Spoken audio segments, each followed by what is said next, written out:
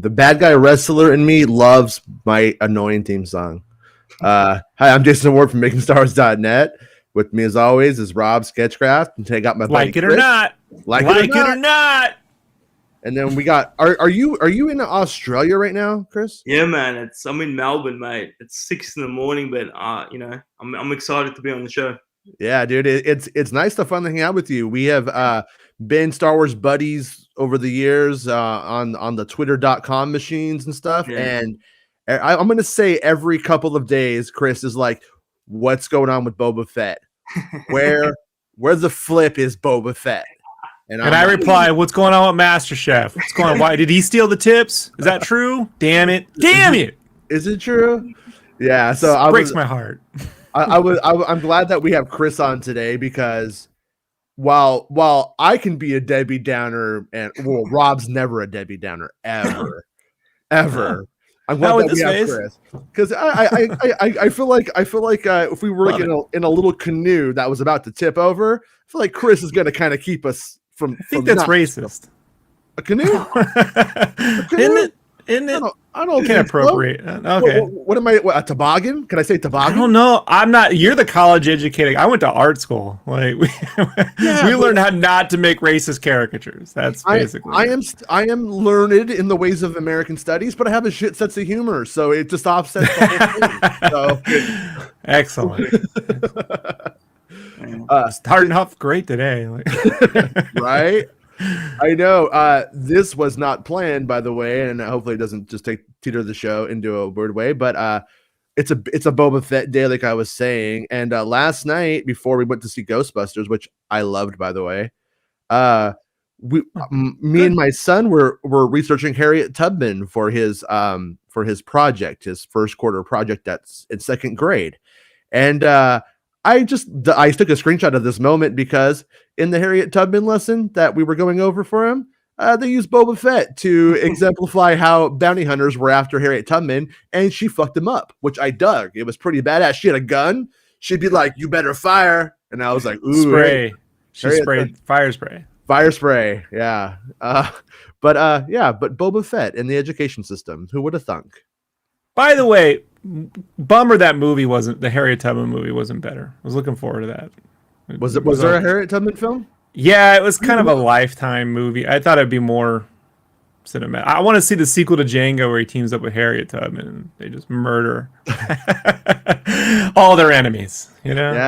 Yeah. No, it. I mean, as I'm going over it with my son and like helping him do the research. He's only in second grade, so really when you get down to it, the parents are doing the research and just being like, "Do you understand what the Underground Railroad is? It's not our train." And he's like, "Yeah, I get it, man. Stations, I get it. Stations and conductors." Thomas the Trank. Thomas the Trank. Boba Fett Trank. You understand what I did there, right? Yeah. Right? Yeah, I get it. Okay.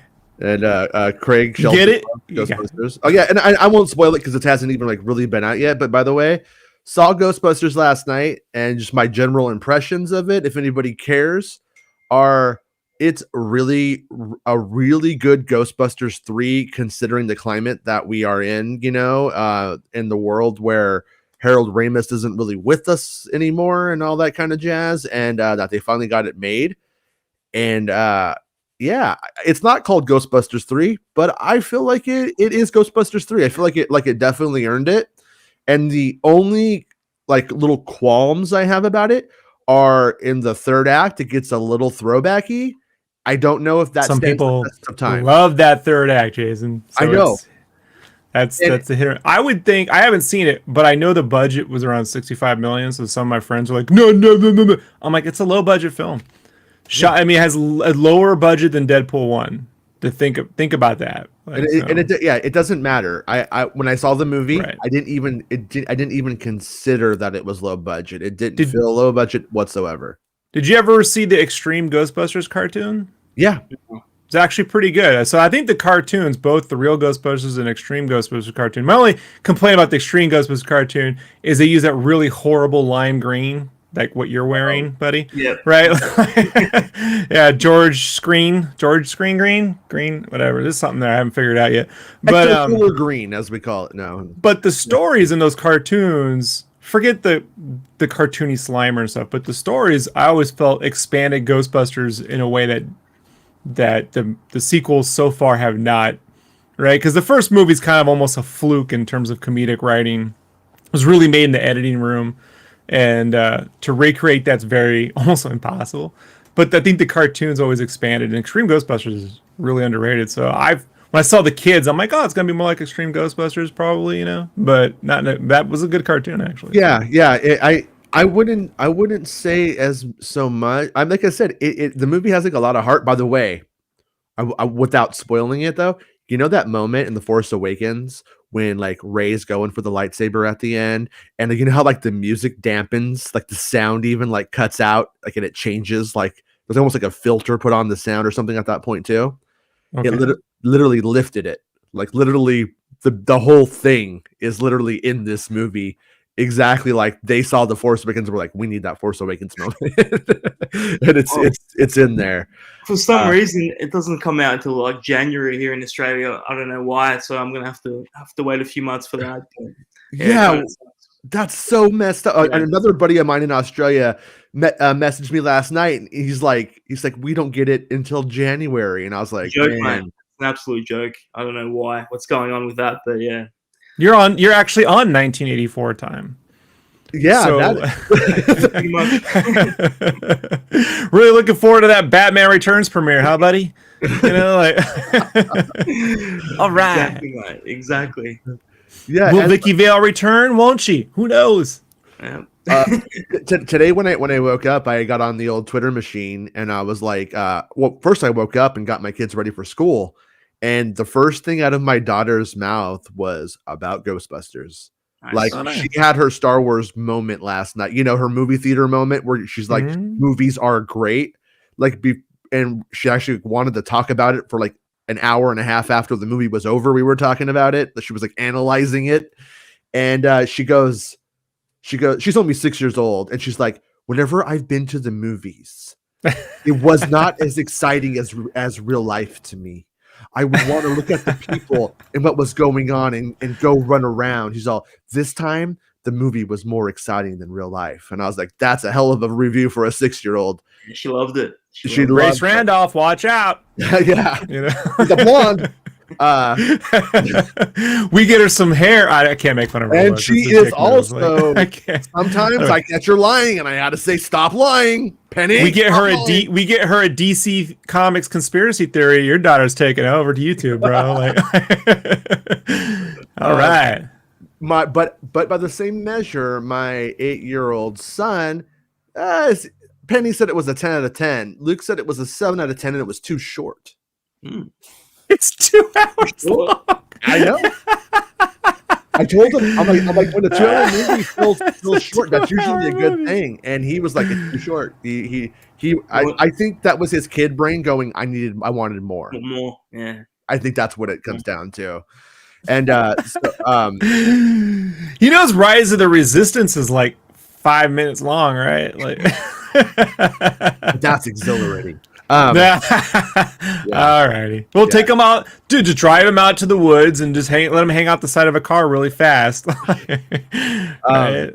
And like I said, I don't want to get into spoiler territory for the movie, but the elite in it, she was fantastic.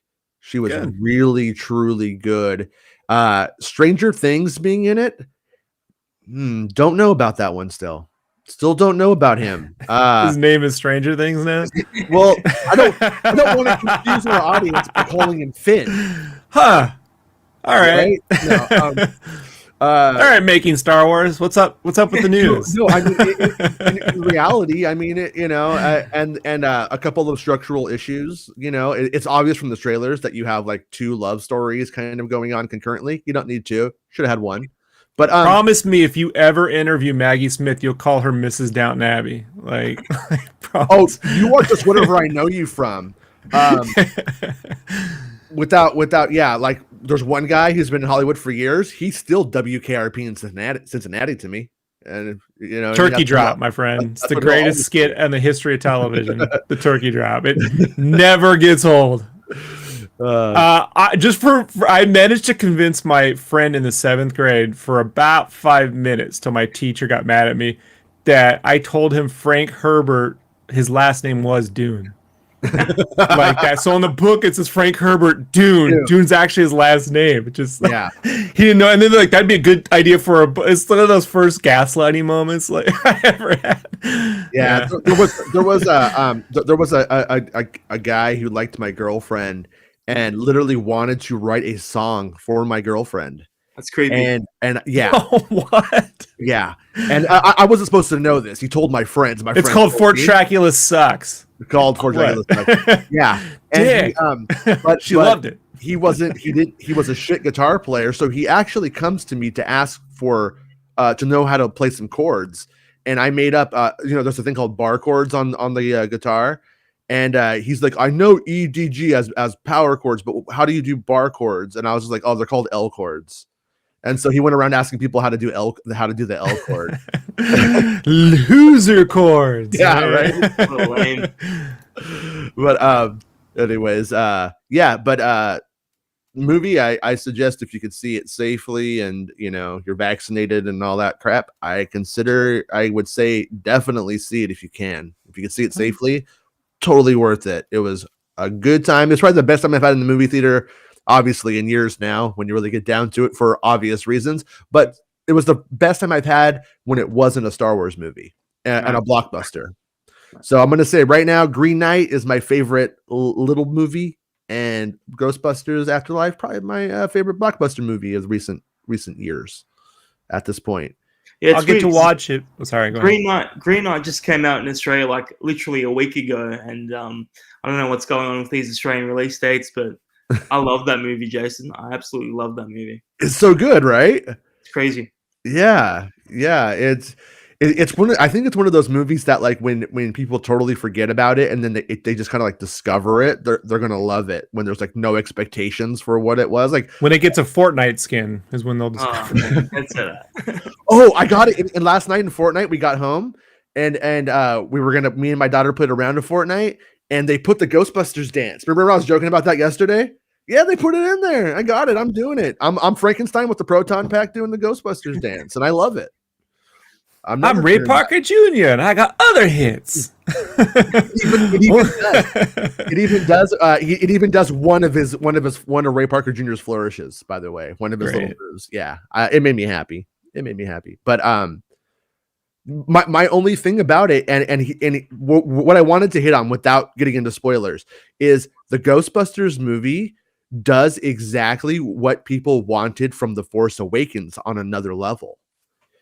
And here's the big experiment. Here is the answer to the Force Awakens question. When you you wanted Han, Luke, and Leia all together, right? People wanted that, and people complained. But when it happened last night, obviously it's no fucking when Han, Luke, and Leia showed up as Force ghosts, and then they zapped them and put them in a bin, and they're stuck there, right in the containment center forever, right?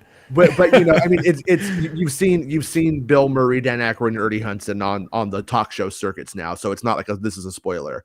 But when you see the 3 original Ghostbusters together again, it gives you what you thought you wanted in Star Wars or knew you wanted in Star Wars, and I found it to be super fucking great.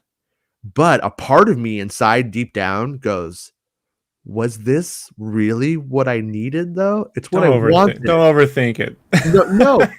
Yeah, it's really on one viewing, it's successful. On opening night, great move.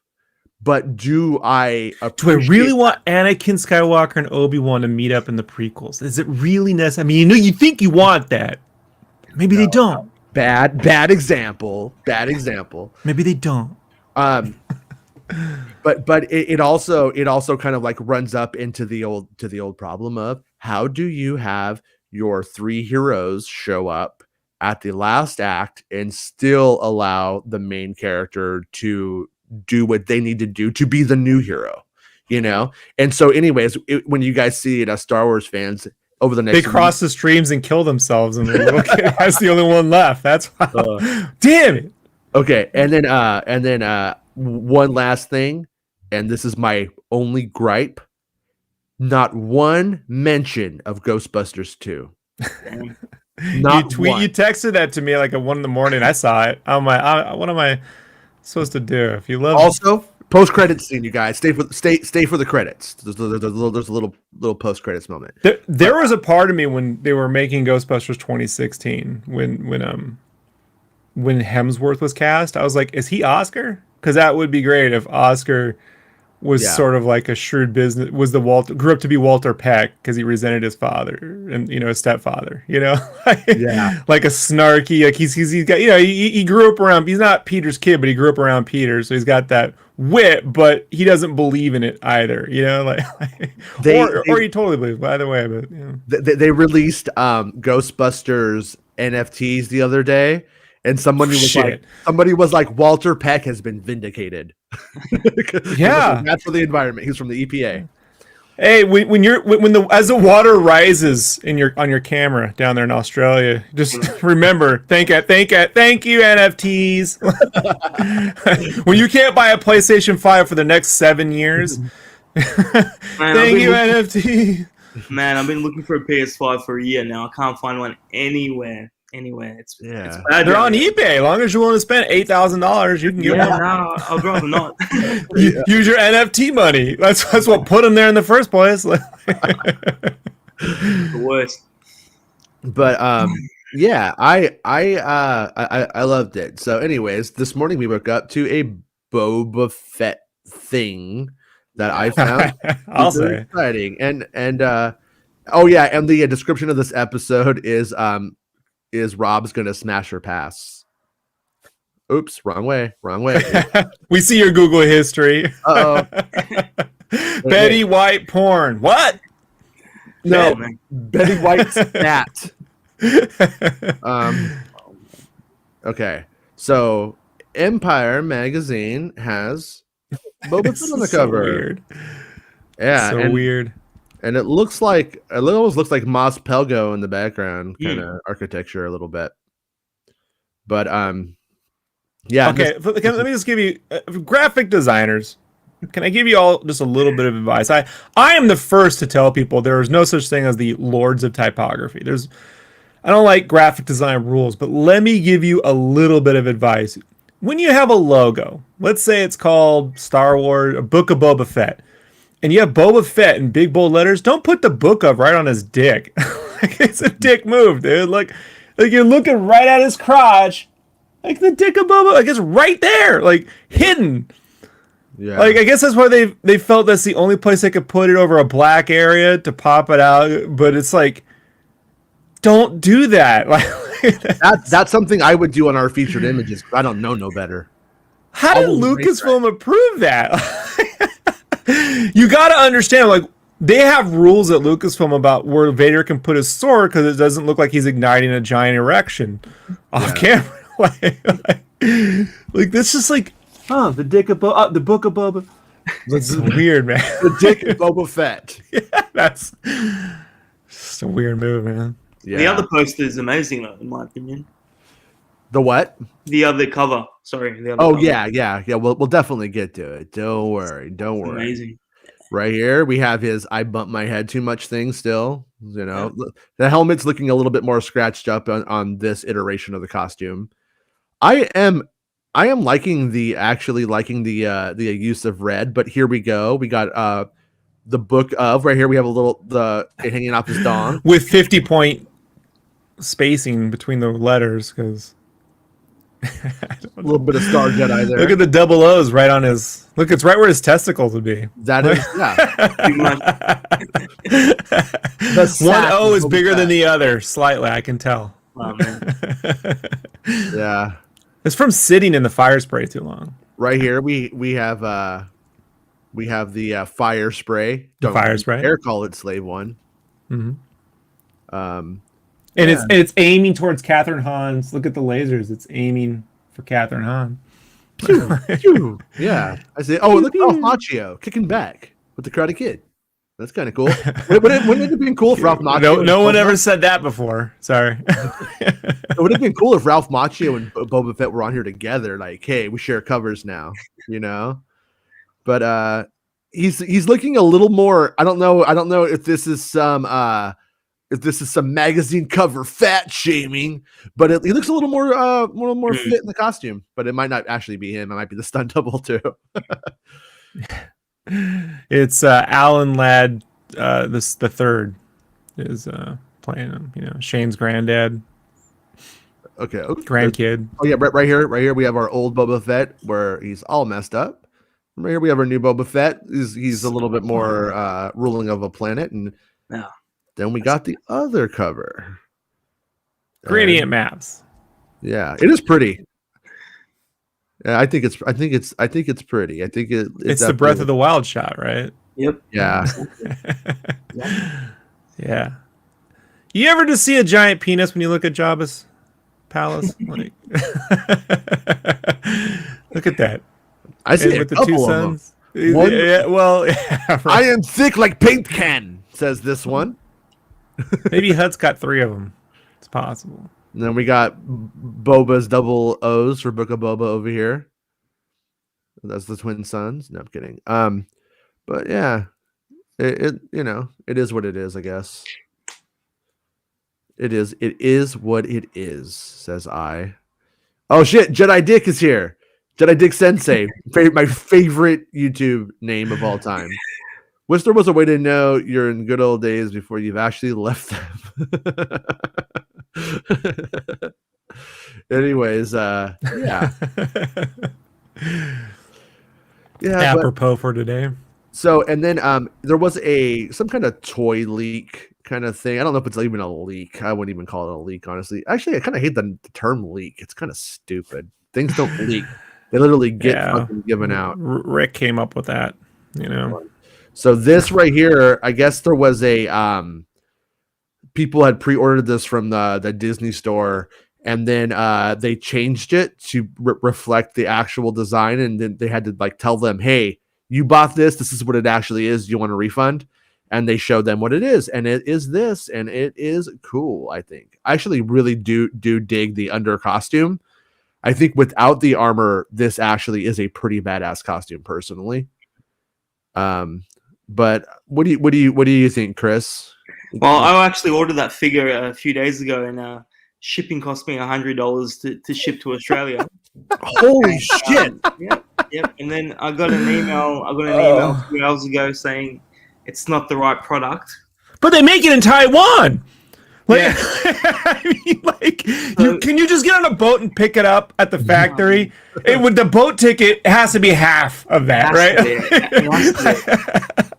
So what I'm expecting in a few weeks is a Return of the Jedi Boba, which I didn't really want because I've got too many of them. I wanted this figure, and I'm not getting it. So $100 shipping, just to get a figure that I probably already have.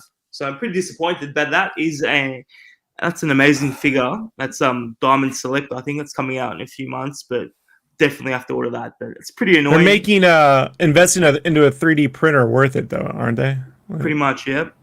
But that's not what I'm expecting, and that's what I paid for. $100 shipping. So sometimes ahead, but you got to take the good with the bad. So yeah, the Feds of life.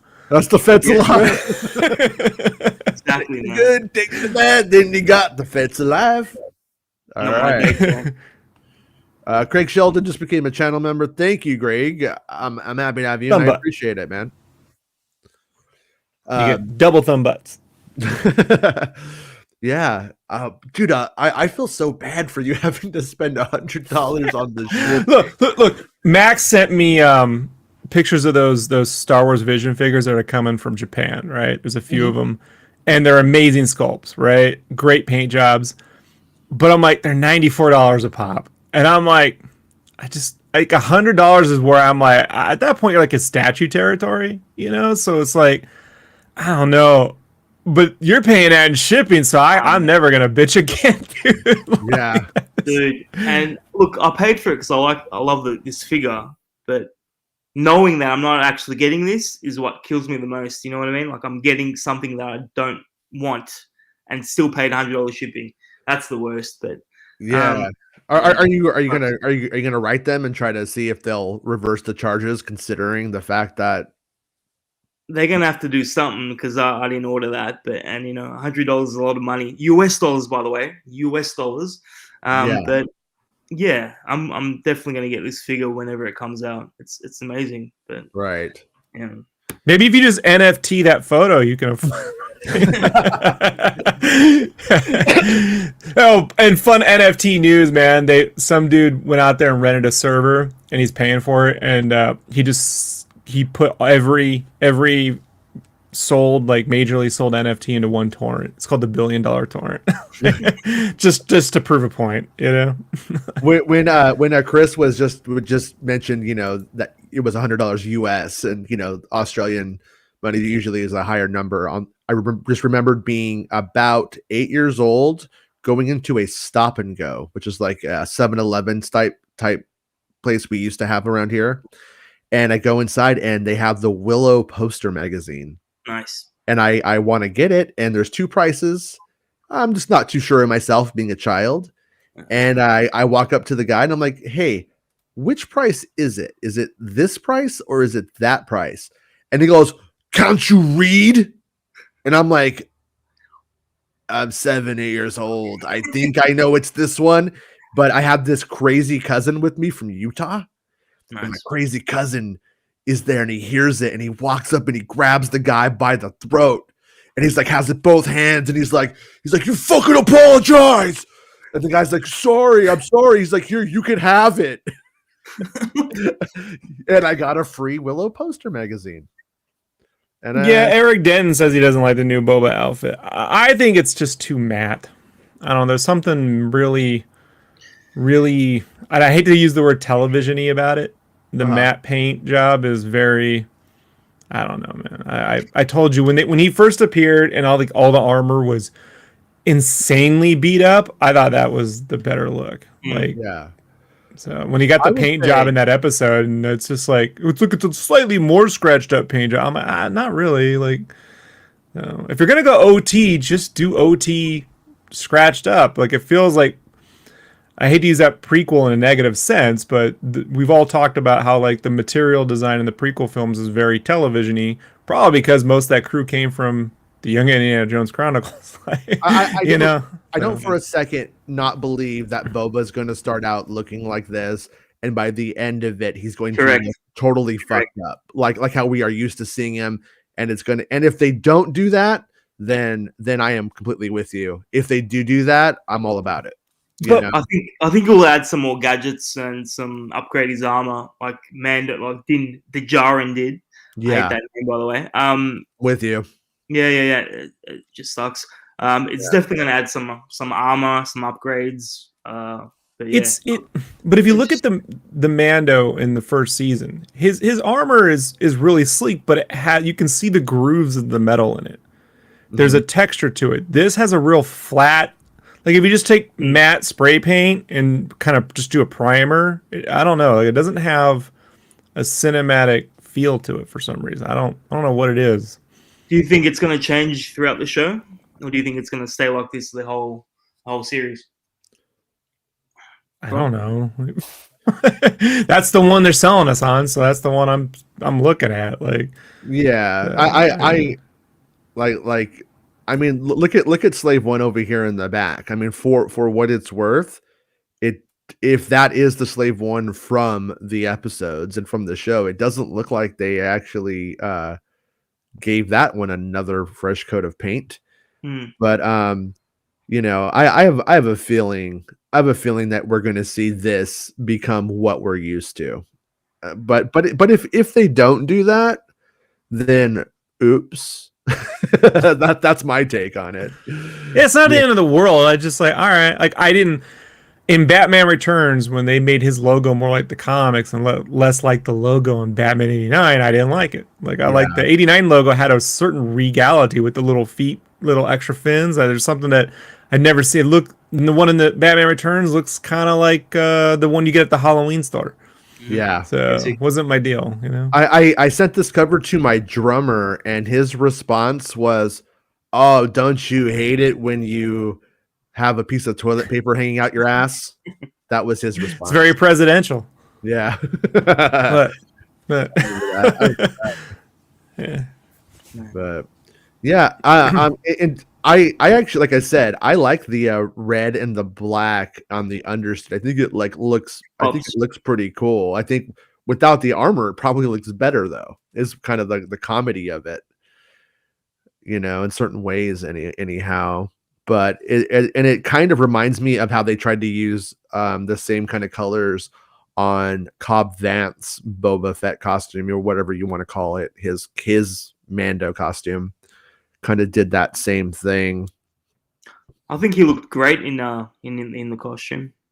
Cobb Vanth. I think he looked better than anybody. Yeah. Personally.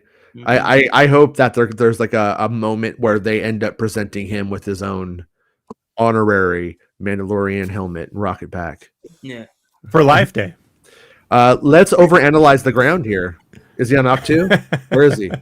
What is this? He's on Kathleen Kennedy's scaled back. Oh shit! You're right. What? That is it.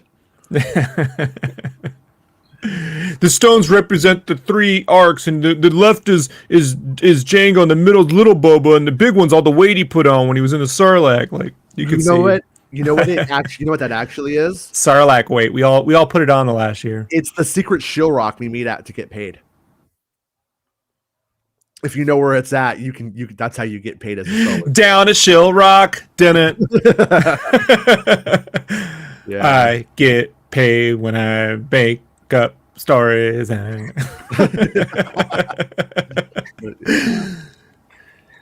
But yeah, in terms of just taking this one little baby thing at a time, a part of me is excited to see the character evolving and changing, and we're getting different aspects of what it's like to be this guy and what it looks like and stuff. Another part of me kind of feels like it's a little bit removed from Boba Fett, not ever seeing the classic Boba Fett costume back in this way. Like I almost would have preferred if he had returned in Mando wearing the actual Boba Fett jumpsuit that we're used to. And then by the end of the series, when he comes back the next day, he is more towards this. And I could have used a little bit more evolution in that way. But I also get it. I mean, his old jumpsuit probably, it got Sarlacc stained, and he had to change it. So I'm okay with that in theory. But yeah, it's a weird place to analyze, because it's like so nothing but also something. On another side note, here was a fire at Pinewood yesterday, and it appears to have been James Bond related. I haven't heard if anybody they were done with that movie. Yeah, I don't know if it was on the stage of James Bond, and I had a couple people ask me if this affected Indiana Jones in any way. And when this happened, I think I was seeing Ghostbusters. And then I woke up and saw this. So I asked a couple of friends, like, hey, everybody okay? Everything good? Daniel Craig was just torching the set. I'm out. No more James Bond for anybody. Like, yeah. But I guess there was Torchwood Studios now. This is from memory, so don't quote me on this, but I think like there was a fire there for Legend, maybe? Like the movie ago. In the 80s? Yeah. The Ridley Scott movie. And which I love, by the way. I saw that shit in the theater at the drive-in. It was a pretty good time. Came home, built a sword. Tom Cruise. Yeah, back before you knew that Tom Cruise was completely nuts. Pre-Tinkerbell. Mm-hmm. Yeah, and Sloane from Ferris Bueller's in it, looking fly and low on supply. Nice. But that but I don't think anybody was hurt because when I looked, I didn't see that anyone was, and I feel like the media loves a sensational fire story where somebody's hurt, but I hope no one was hurt and everybody's cool, because that would be terrible, especially just to make entertainment. You know what I mean? Whoa, what are you in Fraggle Rock? What is this behind you? It's the containment unit. Oh shit! Okay, now I see. Yeah, Chris is actually in the Ghostbusters firehouse. Behind him. Yeah.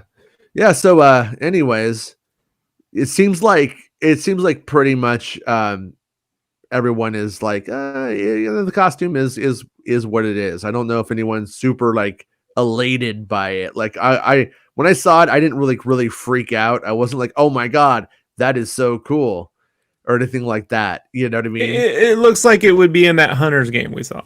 You know what I'm talking about? A little Switch bit. Hunters game. Yeah. A little bit, yeah. And but is that because of the medium in which we are seeing these things as a little statue? No, because when I saw the Mando outfit, it's the material and the lighting and the texturing. It's just, I don't know, man. So it's fine. It's fine. Yeah, it's fine. Yeah, it's on par with Django's armor for me. It's like around there. Okay. Yeah. So perfect. I agree. Fire. Yeah. It's fire. I still think I would say if I lived in the Star Wars universe and they're like, hey, you can have Din Djarin's outfit, Django's outfit, or Boba's, I may go Django, to be honest with you. You know what I mean? I might. I like Mando's black cape though. Yeah. But, you know what I mean? That's like the only thing that really sets it apart for me is that black cape is pretty rad. I like the cape. You know what I mean? Especially if you want to take your helmet off and eat a chili dog, you could just like drape the black cape over your face and munch down. He could do that. He's just stupid. He doesn't know. He doesn't know that. Yeah. No one told him. He was doing that in episode 4, wasn't he? Mando. He took his helmet off and he was just eating. Yeah, just chomping, looking out the window like a human. Watching that hot lady do laundry or something weird. They definitely got it on. I think so. I think he definitely got her pregnant. I mean, just look at the subtext. Yeah, he got her pregnant. He has child. That's why he had to give up Baby Yoda. He's got child support now. He can't afford to. 100%. Turns out she's really an Ewok though, because she turns human when she makes a wish, but she went back to Ewok form, and they're called walk wolves. On a full moon, she turns into an Ewok. That's why he left. Yeah, well, George really wanted the walk. George wanted walk wolves, and I had to make certain we got those in. They're part of George's plan. Yeah. We came up with it at the Mongolian barbecue. He was like, "Ooh, I'm hungry. That's a walk. Hungry like a wolf. Walk wolves. I'm a walk wolf." That was our code for getting barbecue. It's true. All of it's true. The truth is, George would always give his day about taking his 10,000 steps and his walk. And when everybody's like, "George, did you do your walk?" And he'd be like, "Ewoks, walk wolves. Yeah, that's right." Oh man, I like how your George is more like Jerry Lewis. The flying with the wolves and the walking with the steps. Like, okay. Marsha. Oh. Yeah, well, it's easy to take 10,000 steps when you can't afford a fucking car. Everyone thank Marsha. Thanks, Marsha. I mean, if you're George Lucas, you don't trust seatbelts. They're not in pods. No, they don't put them in there. They won't do it. But do you think we'll get another trailer for Boba Fett, or is that one and done? I think we will. But after Hawkeye. After Hawkeye.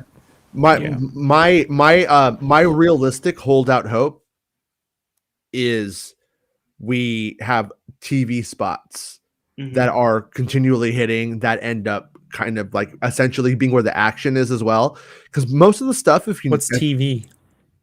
Yeah, on ads. Online TV spots are what you're going to see on TBS, what you're going to see on ads before YouTube. All right. Yeah, they're literally called TV spots. And okay. But what we got in that first trailer, I feel like if you edit the things out of there into TV spots, that will suck. So my take is, because they're just kind of slow shots of 250-year-old Star Wars characters going, "What's going on here?" You know what I mean? Into frame every single time. Hawkeye. Yeah. Hawkeye. Yeah. He's saying Hawkeye. It's just every time. They're really into Hawkeye. I think everything that was seen in the trailer was all from like the first two episodes for sure. Yeah, so they got a lot of footage, obviously, but yeah, do you agree, Jason, Rob, that it was mostly the first 2 episodes? No, I think they spoiled the whole series. That's right at the end. Yeah, you're gonna have to wait 5 episodes to see that shit. And the whole time you're like, none of this is in the. When we get into this? Wait, the big cliffhanger is he meets a hammerhead? What is this show? But yeah, no, I'm with you. I think personally, I think you're probably even being generous saying the first 2. I feel like it's like I think it's the first act of the first episode for the most part, probably. And I don't think that they really showed any of the action. I mean, the people with shields is action, but so it's kind of a so what moment when you get down to it. It's a standoff. There's a standoff. It's like, look, go subscribe to Disney Plus. Yeah. I believe that the Obi-Wan bit is just the first minute of a 5-minute long, piece. When I see that, I'm like, this is a snippet of something else made to look like it's its own thing. It's not its own thing. Like, that's like taking the first minute of episode 1, the beginning, and then throwing a logo, episode 1, the beginning, and cutting it off right at the end. Like, I got to be honest. I was thinking about the Obi-Wan series last night and what they did show. It was kind of like just evaluating it in my head for whatever reason. And as my dumb fan brain was doing that, I started to think, they were actually really intelligent for maybe the first time in their marketing of one of these things, because they knew it was they knew everyone was going to see Boba Fett. Everyone knew Hayden was going to be, once they would start to see movement of Hayden in the area, it was going to get out. And they instead leaned into it. And now everyone thinks that's the point of the series. And everyone thinks that that's all that it is. And it's going to deliver on exactly what it's promising. And it's not really clear what the series is about. It's about Tia, Organa, and Kitster getting together. And their wedding is the day the Death Star shows up. Right. Well, they actually get married on the Death Star. He's like, "Hey, Tia, I know the guy who made this shit." Vader knows he's getting married. He's like, "Fuck Kitster."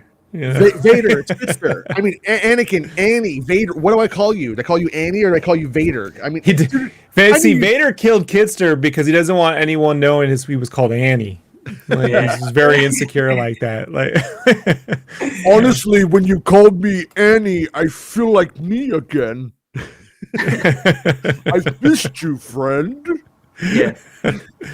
Well, I'll be honest. Like, judging from last year and Boba Fett trailer, I wasn't expecting a trailer because they release trailers at least 1.5, 2 months before the show releases. So we're not getting Obi-Wan until May at the earliest, in my opinion. I think a trailer, when we do get one, I think it will be late March, early April. That's just my opinion. Because judging from the past, you're getting a trailer 1.5, 2 months before the show releases. So there's no way they're going to release the trailer 9 months out. 6, 7 months out. That's what I think. But bro, you think there's a plan? They'll do whatever they want. What are you talking about? They'll release. They made us an announcement about Patty Jenkins being a director, and they didn't even have a script, or they weren't even certain she was directing. So they absolutely will do that. They're not going to release an Obi-Wan trailer when it's coming out in 7 months' time. Like, Disney Plus. If someone gets a wild hair up their ass, they'll do anything. Well, I don't think there's any like rational logic to their moves. No, the rational logic of the Patty Jenkins thing, if we're going to use that as an example, is that it was going to be the Celebration announcement. Celebration was canceled. Then they needed to make a Disney Investors Day splash for Lucasfilm. It doesn't even matter if they deliver on it. They just needed investors to feel confident and into it. And that's why that was moved to there, and it actually became well, now we've really made a big splash promising a new Star Wars film, and then it falls apart right after the last investors meeting. You know what I mean? So we end up in a I think so. Wasn't that just very recently that we had the last one, like last month? An investors meeting? Yeah, wasn't it like last month? I think it was like December last year. Oh, okay. What was? I don't know. I thought there was something like 2 months ago. Anyways, I don't know. I get abducted by aliens a lot. Who know? I don't know what timeline I'm in. So But from even the Marvel Disney Plus shows, they tend to release trailers, 2 months before the show comes out. So, yeah, I don't think we're getting anything anytime soon. yeah, I'm with you. I would and we don't really know the release date of Kenobi. And unless no one's watching Book of Boba Fett, then you're gonna see a big Obi-Wan splash way early. May 4th, yeah, true. If we didn't need to forget it real quick, but May 4th is an opportunity to release something. I think they're starting to lean into that more than they did in the past. But also, Celebration is around that time as well, and I have a feeling the initial plan at Celebration was to delve into the behind the scenes of what they've been making on Patty Jenkins' Star Wars film, and to maybe make announcements officially about that. That's not happening now. So it's going to probably become a bit more Obi-Wan centric and a celebration. Breaking news: John Knoll directing Rogue Squadron. That's not true. I'm just, but For a second, I was like, really? Yeah, I know, right? Piece of shit. I like John Knoll. Like, he's always been, like, I think the most pragmatic of all the voices, like, he's never exactly towed the PR line, but at the same time has played good company. I like his vibe. That's why I was like excited. I was like, oh, well, that's an interesting choice. But do you think we're getting a movie in 2013 or 2023? No, 2023. Sorry. Yeah, I kind of don't. No, I kind of don't. No chance. But I'm just to be clear, I'm not saying it's impossible, because one of the things impossible. Yeah, well, there are. I've been told on more than one occasion that there are way more things in the works than we know about by far, and that if they have, Meg. They have filling Jason's head up with pipe dreams. Sorry, Meg. She keeps trying to get us to talk about that Maniac Mansion reboot, and I just won't do it. Meg, you just need to fight him, Meg. You just need to take him down. I want the Maniac Mansion. I'm the guy. I want it all in claymation, like the Nintendo Power cover. All right, that's what I want. Does Lucasfilm still own Maniac Mansion? Yeah. Yeah, they should. They should revive that shit. It's fantastic. Yeah. Bring Ron Gilbert on to help with humor and shit, the whole bit. I mean, imagine all of the deviant art tentacle porn it will spawn. Just throwing it out there.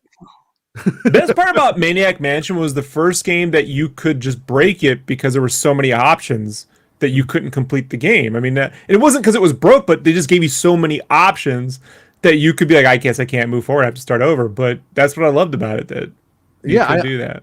I never broke it, but I had some times when I was like, I don't know what to do. You put the hamster in the microwave, you broke the game. You can't. Oh, really?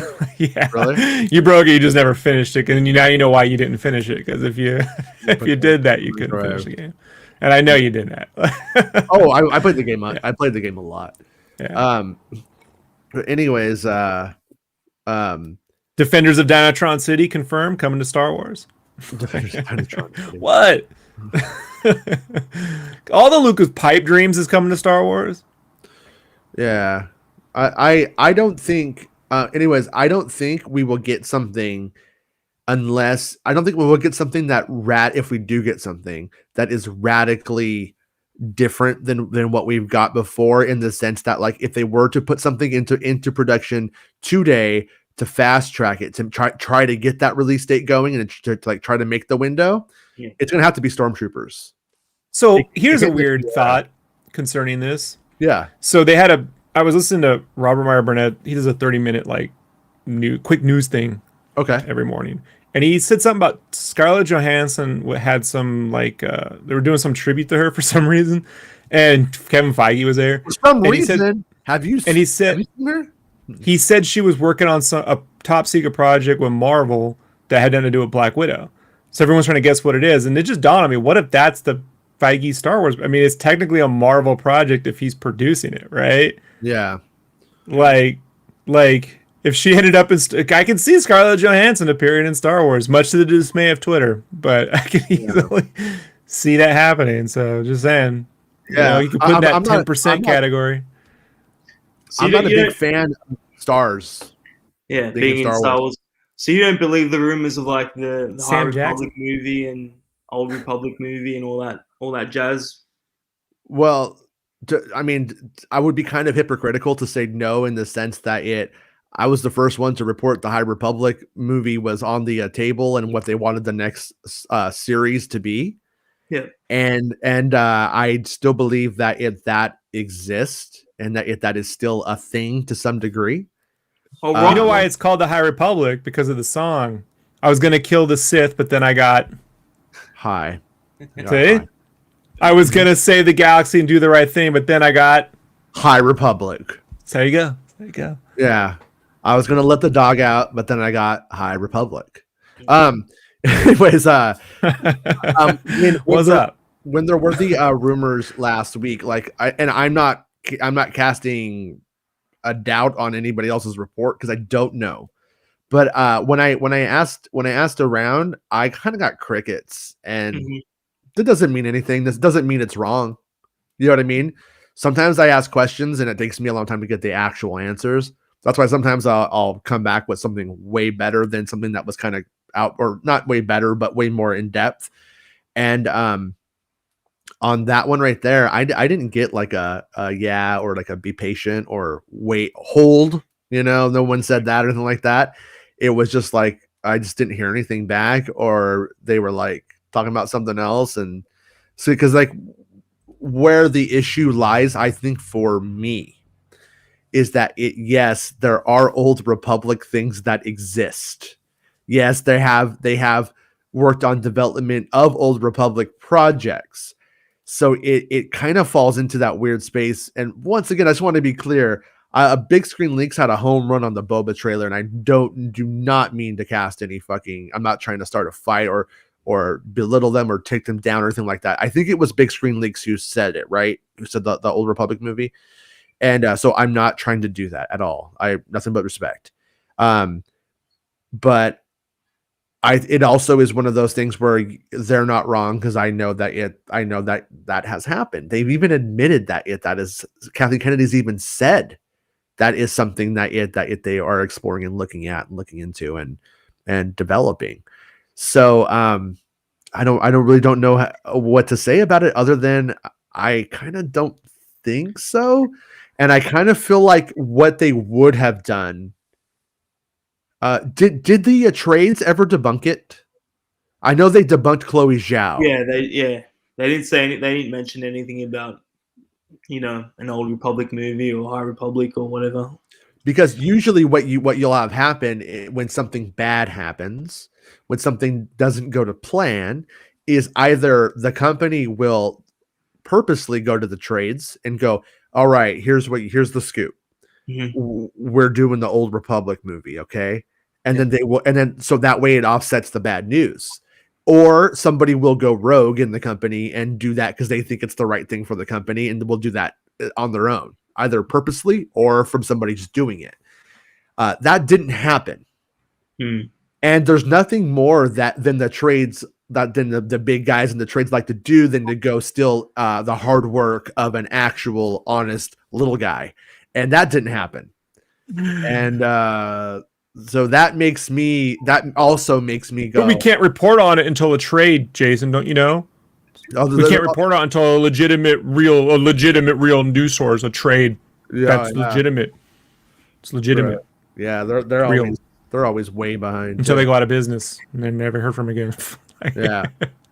Well, and that was the other thing, because it's like I don't follow I don't a lot of that stuff.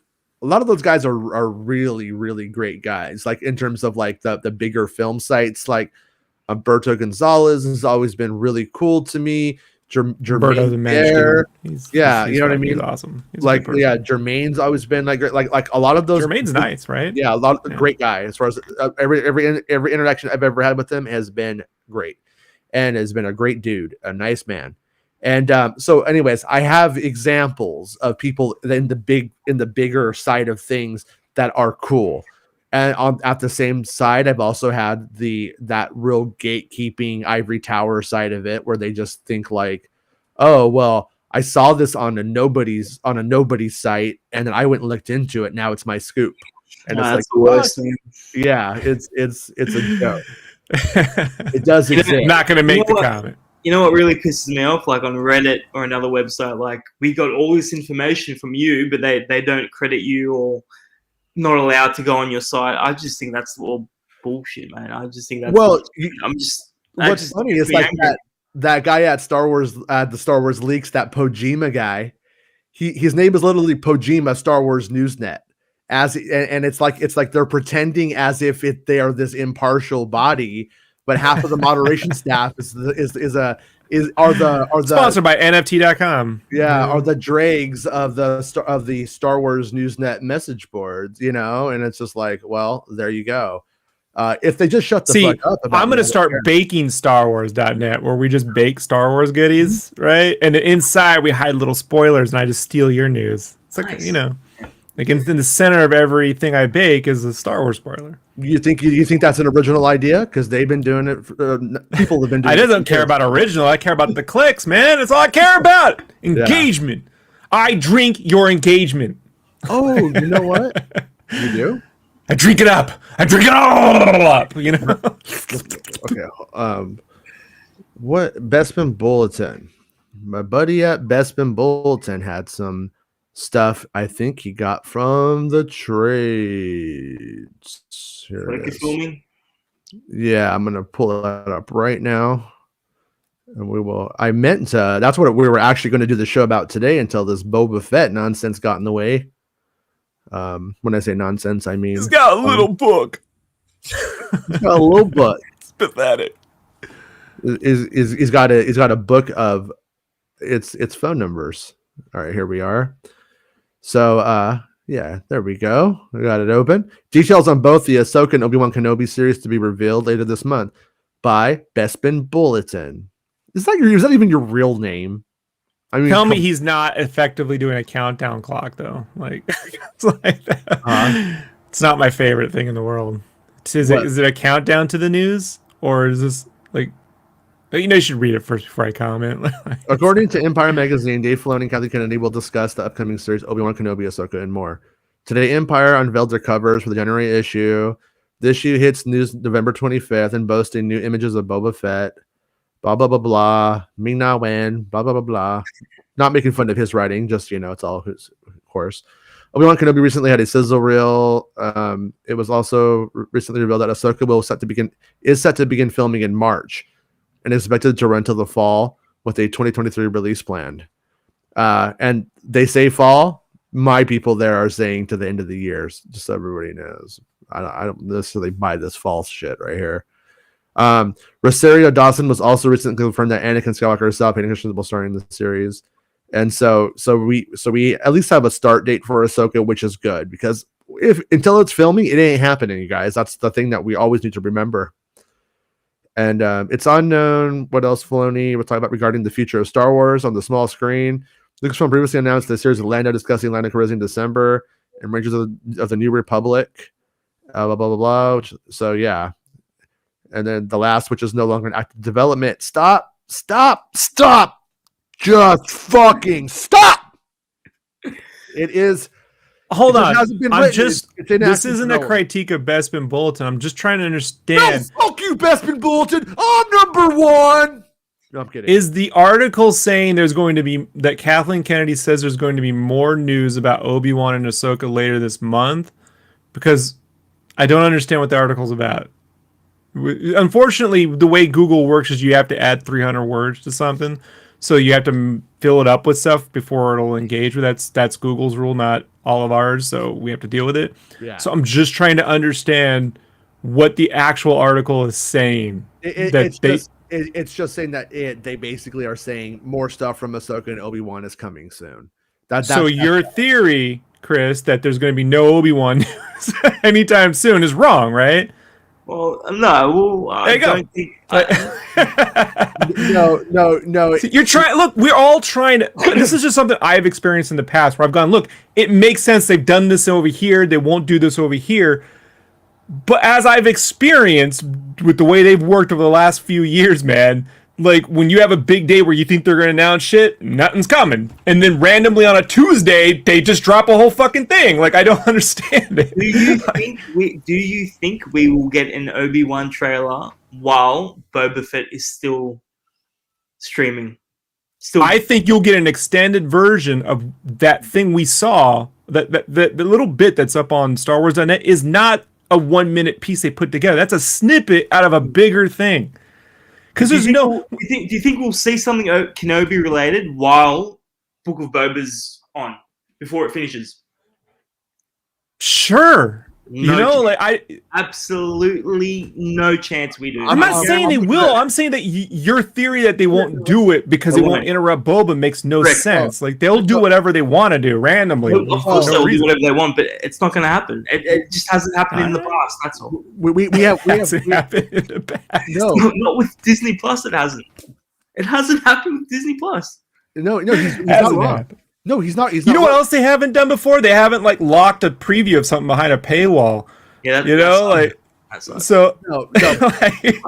But both of you are guys are going where nobody is saying what that means.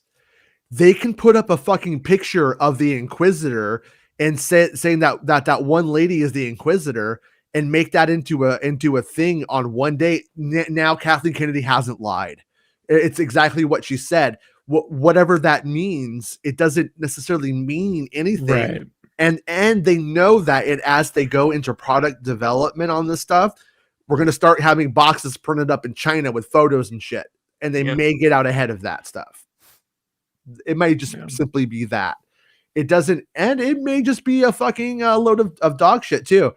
I'll be honest with you guys. I've had not a lot of friends, but I've had friends who worked at Empire. And in the past, how it's classically gone, and I think this might be interesting, usually they go to EW, and then the EW pick whatever the fuck they want. And then they're like, and then they let Empire pick what's left. And Empire's like, oh, thanks, guys. And on this, it looks like on this time they may have decided not to go with EW or EW just passed and didn't want to do a Boba Fett cover at this. That seems time. Weird. It's possible. Their guy at EW did leave, so maybe that has something to do with it. But it's hard to say.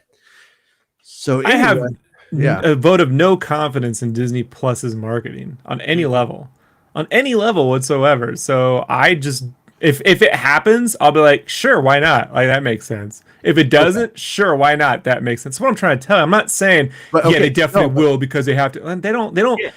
I believe. Here's where you're wrong. Here's where you're wrong. Is that Lucasfilm pre-release stuff isn't going to be Disney Plus marketing. It's going to be the same cats who do Lucasfilm and Star Wars. But I have no faith in their marketing. Whoever is in charge of their stuff. And then Disney, and then they hand the shit over to Disney Plus, and then Disney Plus does what they will do as well. So when it comes to the media side of it, that's probably going to be handled by Lucasfilm. Like this thing right now with the magazine cover isn't a Disney Plus marketing side. That is probably exclusively a Lucasfilm giving content over to them for it.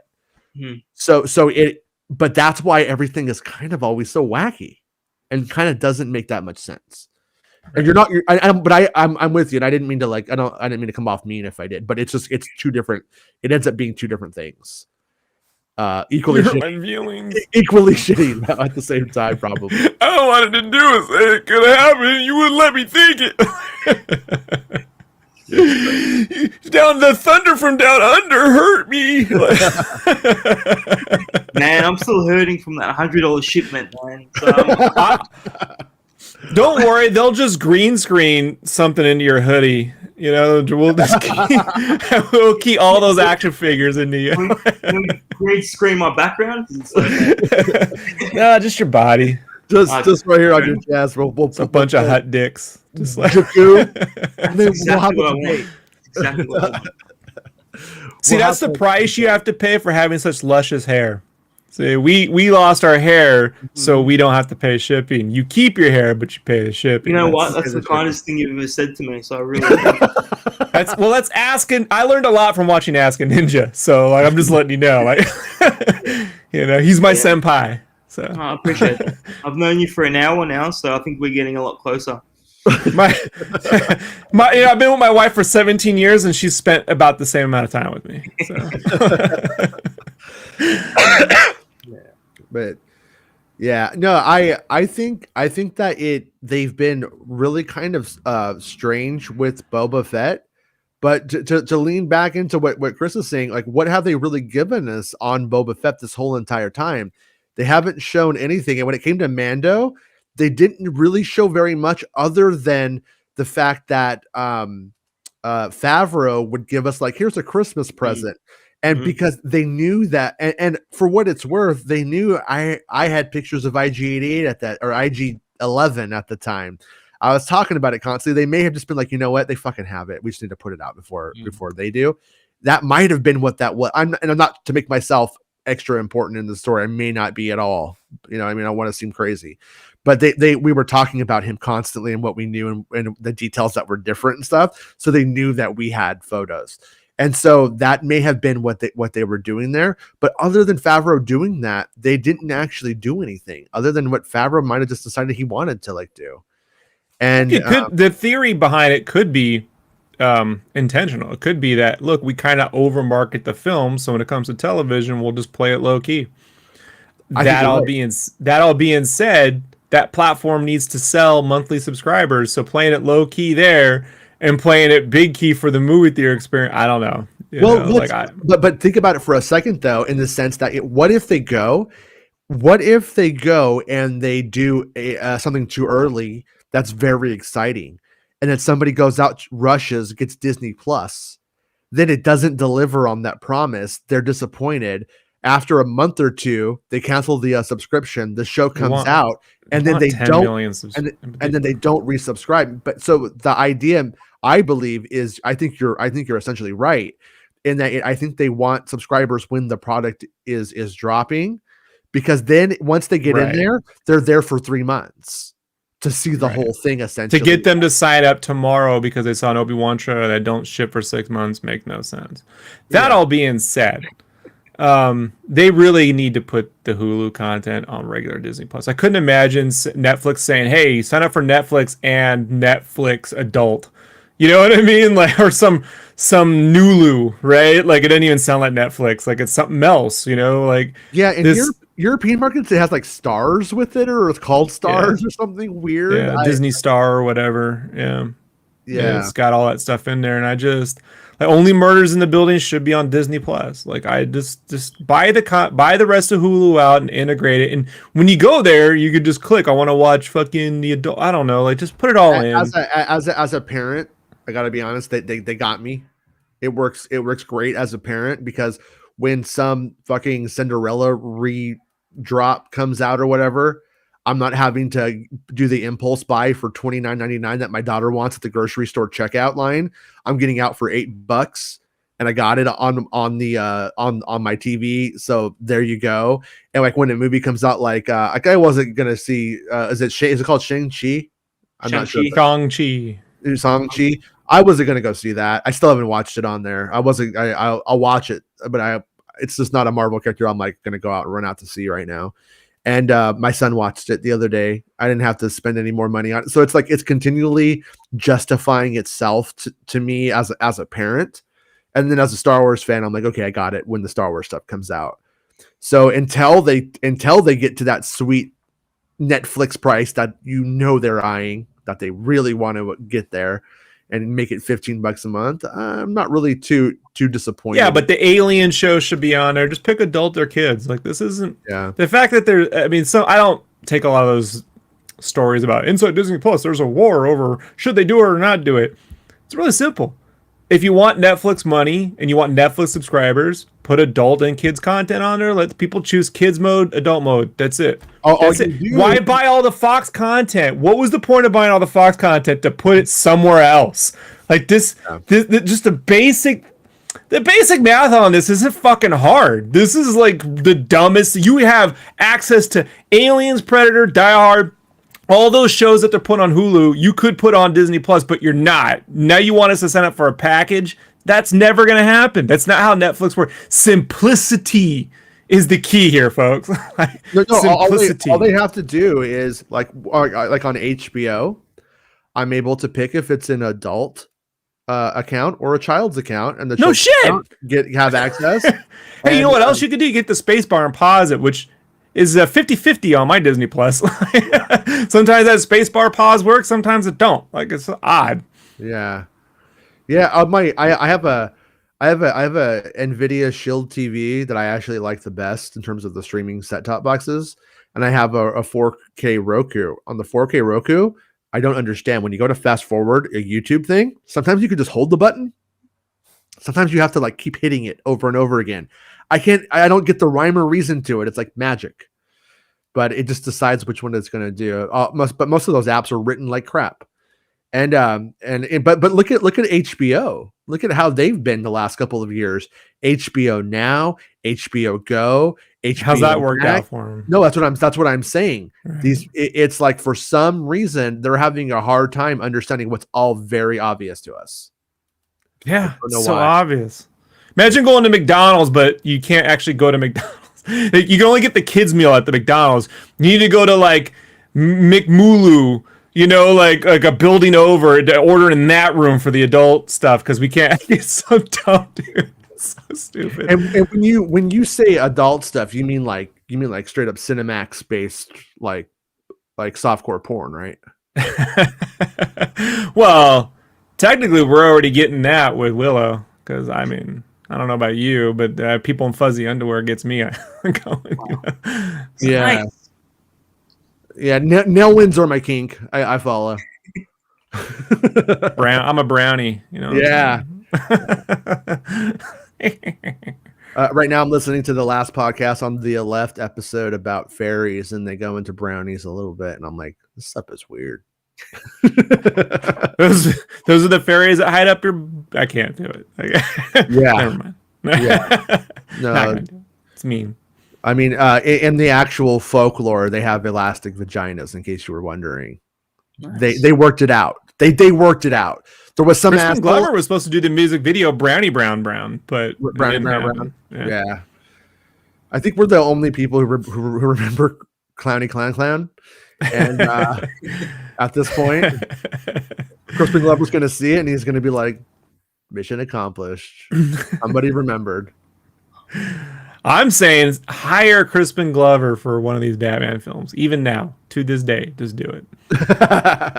Just do it. He would be great. He would have been a better Scarecrow than what we got. I'll tell you that much. And by the way, did you know that Batman released like the week after Ghostbusters 2, and that's why he didn't make any money? Yeah, that's it. Because Lethal Weapon 2 or whatever didn't make any money that summer either. No, but Batman 89 releasing after your movie. Come on, we were seeing. Yeah. I would have saw Ghostbusters 2 probably 3 or 4 more times, but I saw Batman like 5-6 times in the theater. That definitely took away from my repeat childhood viewings of Ghostbusters 2. Yeah, that's releasing next week in Australia, so I'm looking forward to seeing that. Which one? Batman 89? Yeah. I knew it. It takes forever to get down there, man. Fuck. Is Tim Burton going to make an appearance? I hope so. You guys are going to love Bob the Goon. Trust me, this Bob the Goon, he has a future in the Batman franchise. I promise you. He's great. He's fantastic. The action figure is going to set you back $100 in shipping, though. My advice is buy 2. Yeah, justify the shipping. I'm a Helgeen fan myself, but anyways, yeah, I kind of think that they may start to rethink some of this stuff in terms of how the future is going to go for Star Wars marketing. In terms of the fact that they thought they were going to be marketing a Star Wars film throughout the year in incremental little micro doses of, hey, here's a filming update of some kind, and gonna be, they're not going to have that now.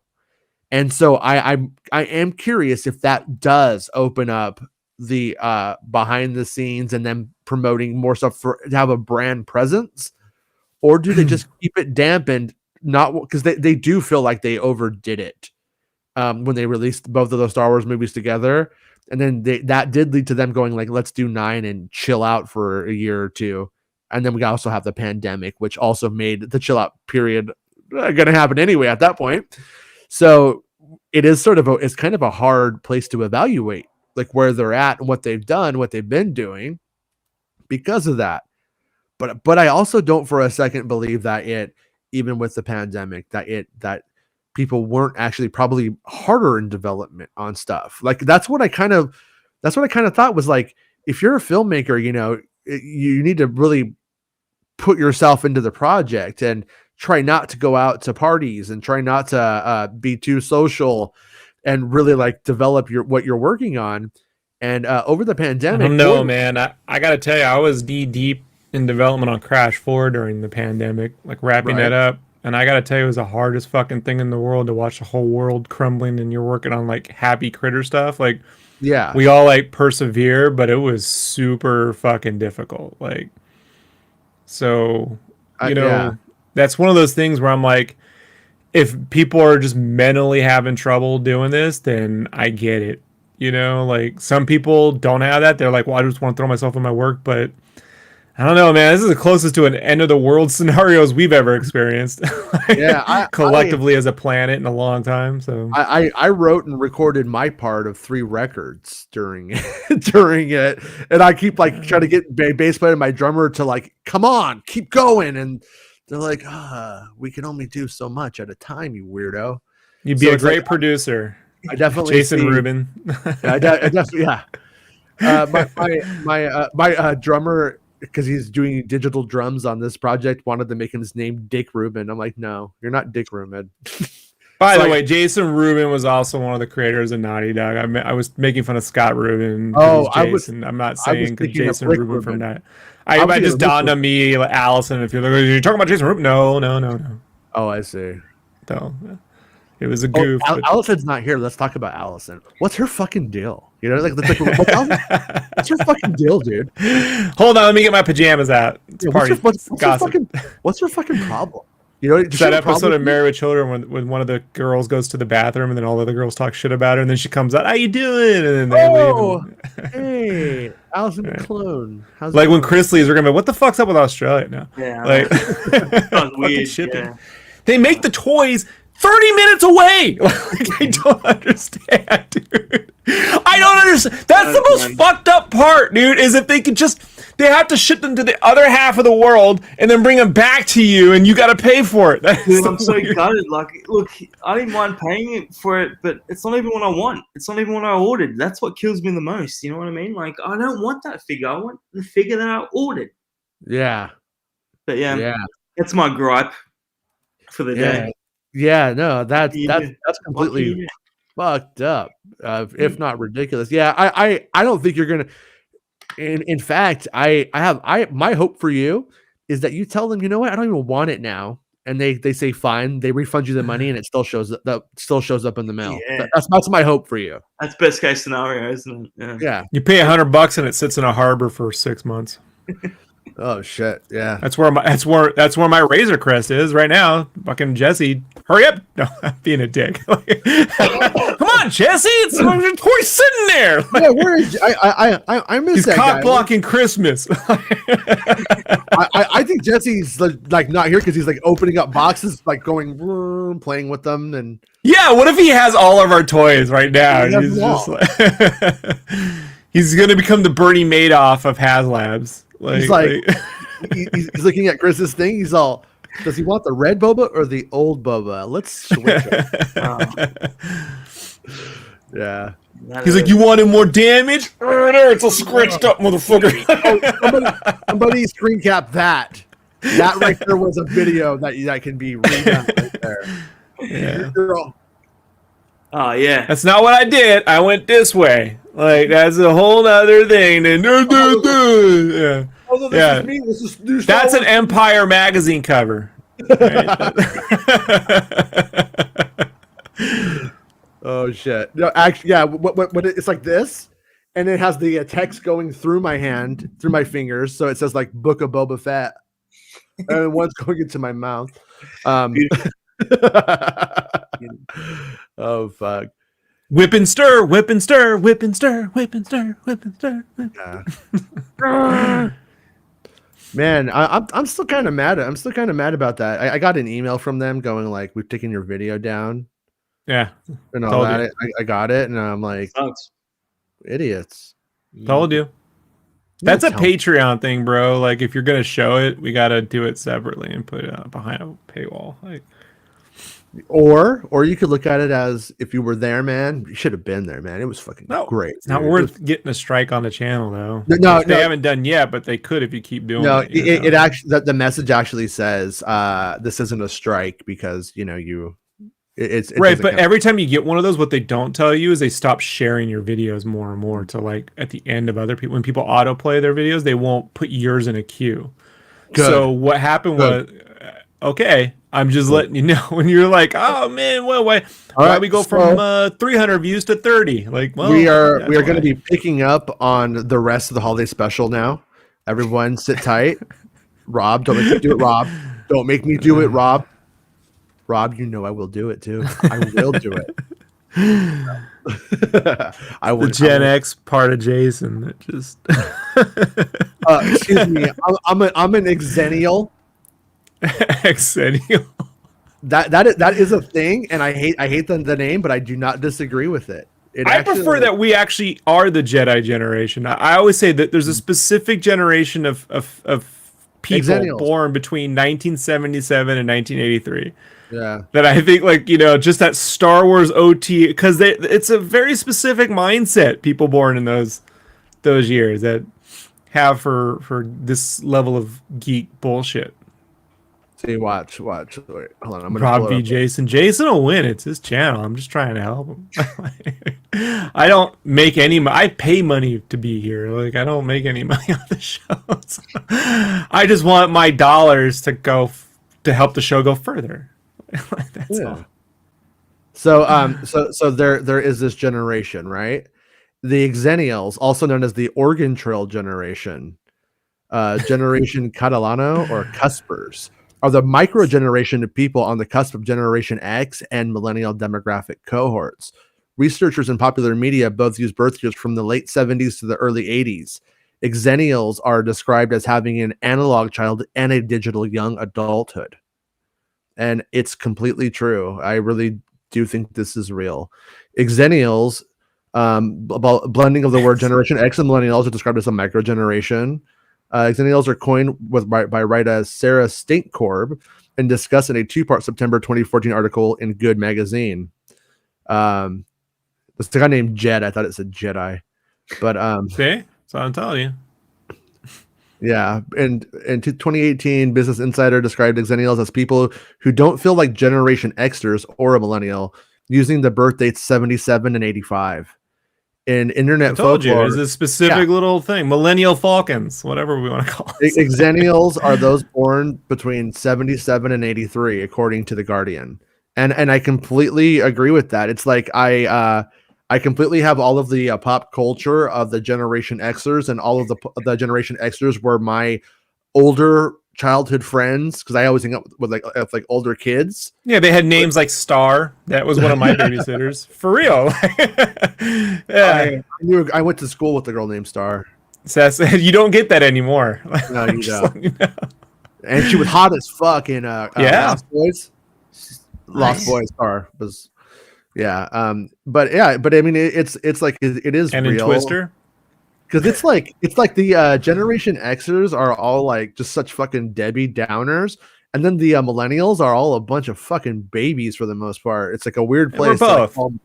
You know, we get mad over action figures and lack of movie trailers. You know what I mean? And then we're incredibly disappointed anytime we get something. Yeah. So we're both. Yeah. We're whiny little needy bitches who don't mind being left alone. Yeah. Yeah, no, it's like... I mean, his parents left him at the courthouse 30 years ago, and he's still waiting. If you find my dad, let me know. I'm still waiting for him.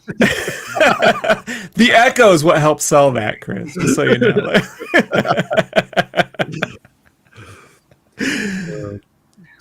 Yeah, there's like a journalist who I really like on Twitter today, and he's talking about like Ghostbusters, and he's talking about like, you know, what it was like, you know, how the real Ghostbusters cartoon really influenced Ghostbusters 2 and how it changed things and stuff like that. And I'm like, you know what though? There was like my generation, like in kindergarten when Ghostbusters came out, we all had Ghostbusters shirts on. Though we all like watched Ghostbusters. Yeah, there was a spectral blowjob. We just didn't get it. and they might not have intended it for kids, but every kid who I knew who was a small kid saw Ghostbusters in the theater. Like you would have been a weirdo in my elementary school if you had not seen Ghostbusters. And I find that kind of fascinating how some people view it, that history or whatever. I think Ghostbusters is the first movie I remember seeing in the theater. Really? Because I remember, I remember the specific when I wanted to see it so bad. I had that little they had a little black sticker book like that. You know, you can get open it. It had it was a movie book, but it had extra stickers in it. That little rainbow circle at the book fair with the red pen. The ones like the transfers, something like that. Or was it no. This was a movie book that also came with stickers. Okay, but but I wanted to see it. We saw it at the AMC in Santee, and then after it was raining that day, and then we went to Toys R Us, and I got the little transformer. It was the yellow like construction truck. I had like a little hook. But I just remember like that Ghostbusters was the first movie I had seen movies before, but that's the one I remember. Yeah, you know, for whatever. Yeah. Reason. The first time I saw it was at a drive-in, and then I remember seeing it another time, and I kind of blended both times together. But one time I saw it with The Last Starfighter. It was a Ghostbusters Last Starfighter fucking double, and that was a great time as a kid. I was like, fuck yeah.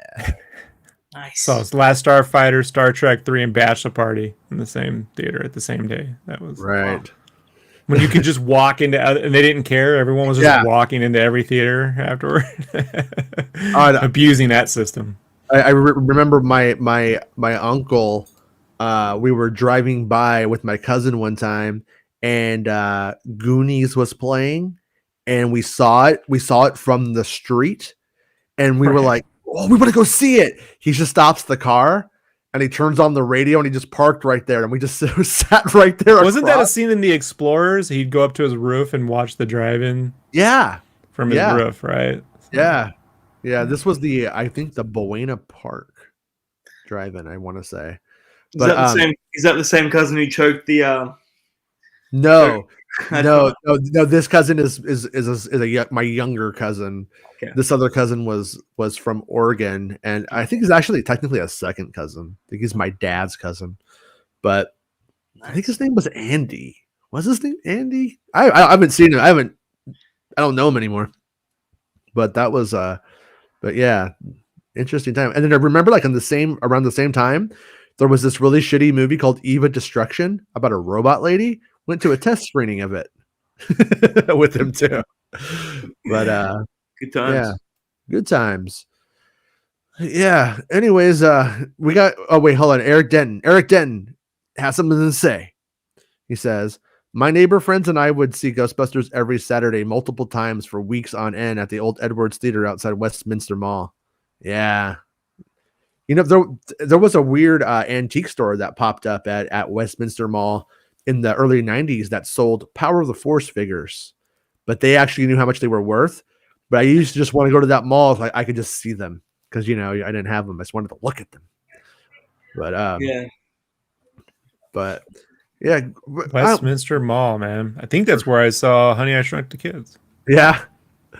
And I was up in Cerritos at my cousin's place. Yeah. Honey, I Shrunk the Kids was one of my first very young early dates. Nice. Yeah, I took this one girl. I started playing baseball. Finally, I was fucking terrible. I was in right field because I was the shitty fat kid, so I sucked. I met this girl. It's like, "You want to go to the movies with me?" She was like, "Okay," and so I was like, "Is this a date?" She's all, "Okay," and I took her to see Honey, I Shrunk the Kids 2, and I think we saw A League of Their Own on another date. I was also on a date for Honey, I Shrunk the Kids. I just didn't know it. My cousin and I went Honey, I Shrunk the Kids 1. My cousin and I went with my aunt, who was going with this older gentleman while she was married to another man. So we were on an affair date Like and with the kids. much older guys. So let's just say a little bit of a sugar daddy date. Like, Wow. yeah. She was like, And they talked about all the things they were gonna do. Like, we're gonna go to Disney World and we're gonna do this and that. And she was like, "Don't mention this to your uncle." I was my God. I'm like, frozen yogurt. Let's go to Spoons. Let's get some That's froyo. People are awful. Unless he was awful and he had to come out. I don't know. Who knows? He was awful. He was awful. Here's how awful he was. He was an LAPD cop who was eventually stabbed 17 times in the chest on the job because the cops walked out the room and let it happen. This is a true story. Yeah. Yeah. So and he died? No. And he lived. Yeah. Yeah. Artie Lang did the same amount of damage to himself, unfortunately. So you can get stabbed 17 times in the chest and live. So yeah, I have an interesting family, Jason. Oh, to say that. I'm only getting started with my family stories. But I showed my kids Artie Lang what happened to his nose. I was like, this is why you don't do drugs, you guys. This is the They used to take me to the VA and show the vets who did a lot of coke during Vietnam. Mm-hmm. And they would tell me, "Don't do this," and I was like, "What the fuck?" Like, I just want to go to McDonald's and get a real Ghostbusters eraser top. Like, what are you doing to me? Did you guys ever have like the smoking lady with the trachea come to your school and be like, "Don't smoke cigarettes or you will end up like me"? Did you guys ever have and I would tell my mom, and my mom would just keep smoking. Like, that shit ain't gonna happen to me. Yeah. All right, mom. Yeah, man, I missed out. I didn't have any of this cool stuff in school. Yeah. Cool stuff. Yeah. Robot lady coming to school. Yeah. We had that, and then we also got tricked into having to like sell. They said tricked. I was like, what? Tricked. Okay. What? For a day, we must talk like this. So let's not make fun. Like, and then we shot spitballs to this. Oh no! Don't do that. It's horrible. At this stage in time, if you have one in your throat, it was a decision from smoking. It was a decision. In the 80s, we didn't call it Stranger Things. We called it Meaner Things because the kids were just relentlessly cruel. Like they really were. Yeah, it's true. But also, it is hilarious at the same time. I'm just going to be honest with you. I'm empathetic and I'm laugh. But yeah, I mean, if I get one, I'm gonna have so much fun with it. I won't lie. I really will. I'm gonna like you putting up to the mic. I'm gonna be like, "So what's going on with Return of the Jedi Part 2?" You know?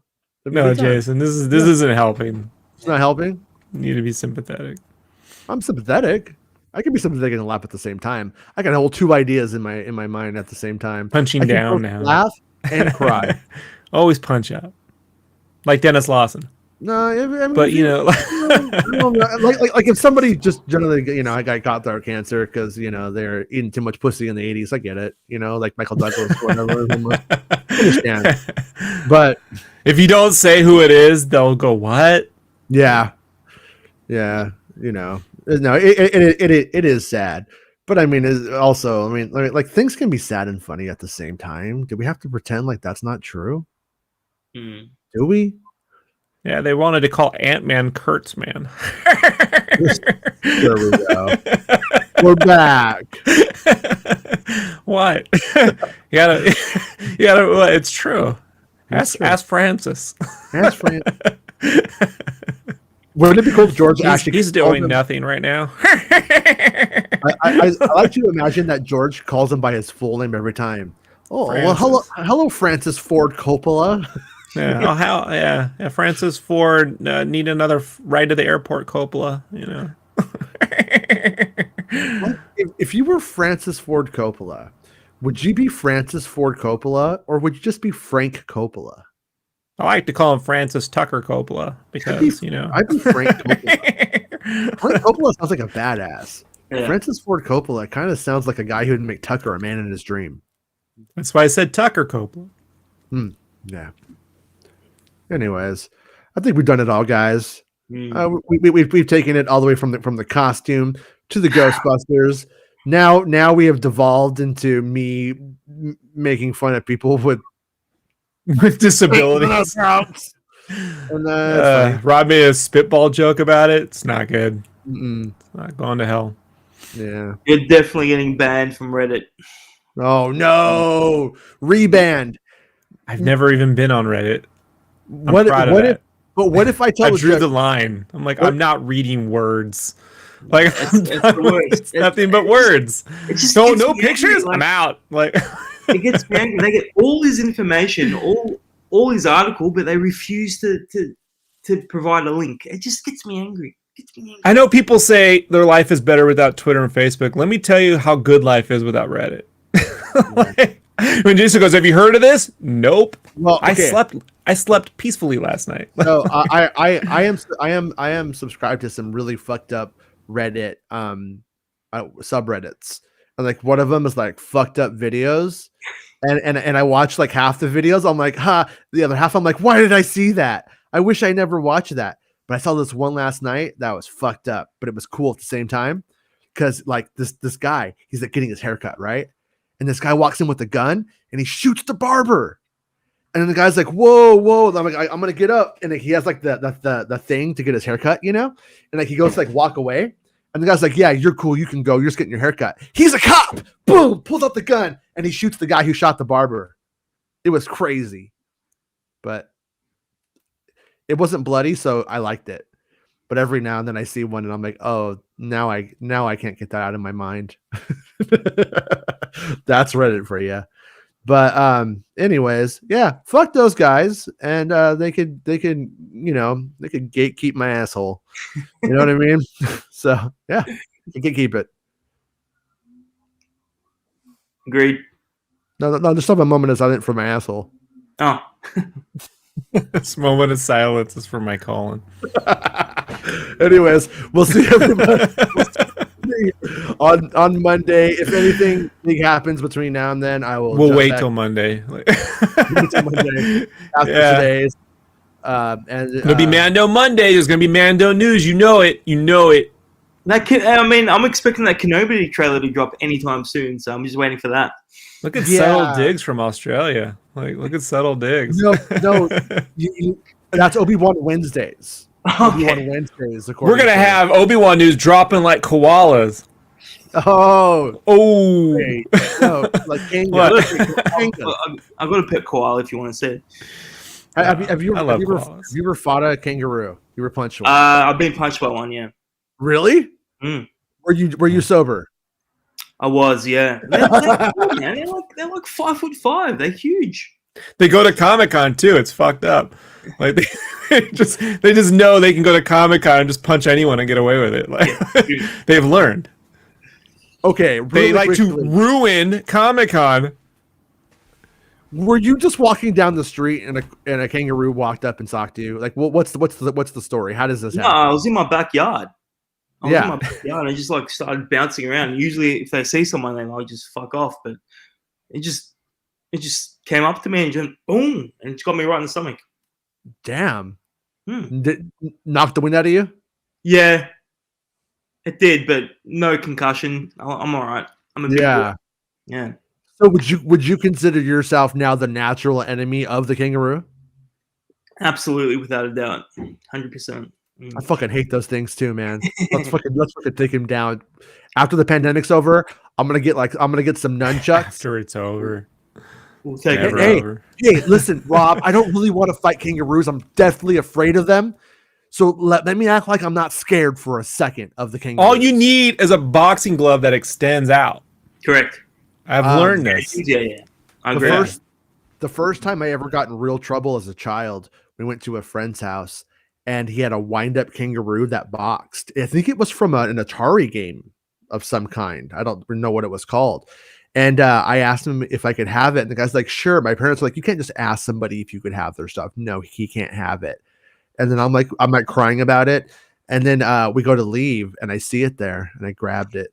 I walked out with it. I got spanked. They made me take it back to him and give it back. You're a naughty boy. And after that, I decided I fucking hate kangaroos. And if I ever see one, I'm gonna get it before it gets me. So there we go. This show gets incredibly violent towards the end. It does. Right? See what happens when we don't get our Star Wars news? This is what happens. Animals suffer, theoretically. I mean, you know, Agree. I think it's the opium of our generation. It's old Joey one down there, you know what I mean, knows what's going on with Star Wars marketing, so I'll leave it to him. Oh, look at that. That's a big me. But look, I'm you know, Boba Fett is going to finish around late February, early March, I think, something like that. Okay. But yeah, we'll definitely keep in touch, and we'll see if we get a trailer between now and then. Yeah, I hope you come back on at that time, especially. And if you're right and Rob is wrong, I want you to do a victory dance over him. We'll make like a little picture. It'll be like Rob's grave, and you could dance over it, around it, and jump on it. Yeah, definitely. I just don't want this background though. I want a better background. But if you're wrong, then we get to take the video footage of this and green screen dicks, Jabba dicks all over your hoodie. I'm 100% down with that. That's totally no problem. I'm down with that. I'm down for that. Yeah. But thanks for hanging out with us today, Chris. I hope you come back whenever you want, man. Anytime you want, Rob. Thanks, mate. It's a pleasure to meet you, and Jason, anytime you want. Yeah, good times, man. And anytime you pay $100 shipping for a Star Wars figure, you come back and let us know. When it arrives, I'll let you know. I mean, I feel so bad for you, too. Like, I really do. Rob and I will be, I think we're going to be on tomorrow around probably, 8 p.m. you thinking? 8 p.m.? Pacific Standard Time? Doing the UFO show. What day is today? Is today Friday? It's Friday. Guys, I got to tell you, man, sometimes when I'm drawing, like I'm getting back into drawing regularly, I lose track. It's awake, not awake. I don't know what days they are. So yeah. Today's Friday. So tomorrow. Okay, so tomorrow we're doing a UFO show. Thanks, Jason. Yeah. We're gonna do a UFO show. Woo! George is getting angsty. Yeah. Yeah, I think we'll just look at some fun UFO stuff and what's happened in the UFO community over the last couple of days, last couple of weeks, anyways. It'll be a good time, right? Don't be scared. It's gonna be spooky. Well, look, not gonna say it. All right. Go ahead. All right. Bye, everyone. I got nothing else to add, man. It was a fun show. Y'all have a good weekend. We'll see you next week. Go see Ghostbusters if you can do it safely. It's fun. It's not about spaceships. Making Star Wars Show. Making Star Wars Show. Making Star Wars Show. Making Star Wars Show. It's not about spaceships. I like making the comments flash at the end, but I